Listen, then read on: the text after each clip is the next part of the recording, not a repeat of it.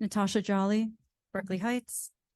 So I find it very concerning that given how our legal fees are ever increasing, that we choose to spend money on unnecessary, not mandatory policy changes. So I'm just curious, how much did this particular policy update cost? And while you argue that it's in the spirit of transparency, I guess from where we sit, from the community, it's really not. In my opinion, this is a reaction to Dr. Forager asking during new business for the superintendent to present on the declining rankings and proficiencies and to present on a plan to remediate them. It was taken to committee, and then we heard nothing. The committee chair, Ms. Stanley, said that no presentation was ever done, or that this presentation at the committee meeting never existed. However, I had to Oprah the minutes in order to see anything. So when we say that this is in the spirit of transparency, that it can go back to committee, from this side of the fence, we don't see anything unless we Oprah committee minutes. So I guess I would say that, time should be better spent on other things. So I know we discussed courtesy busing and that there is going to be a consultant that's going to look at everything.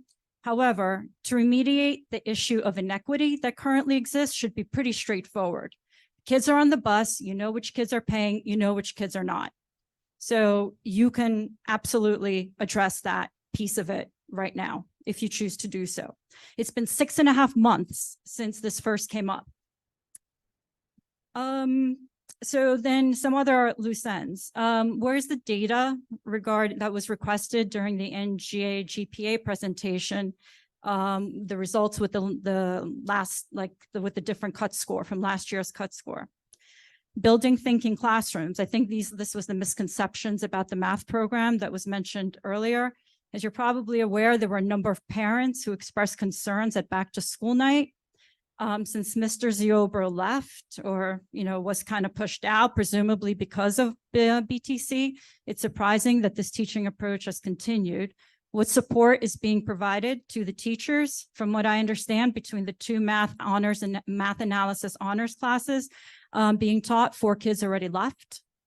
I see that Mr. Dagunas did some professional development on October 9th with respect to BTC, but is this enough? And what experience does Ms. Curtis have with respect to BTC and supporting this teaching methodology?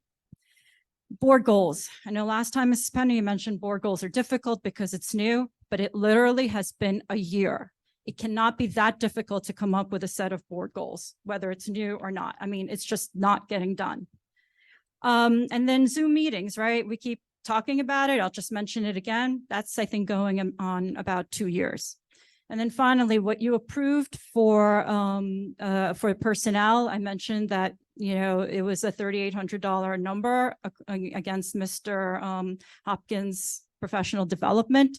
I'm not sure how you can approve that without seeing an amended item. So I don't know if that's going to get caught up or, checked when it comes to pay the bills, but I would suggest that the materials be amended. Thank you. Anybody else?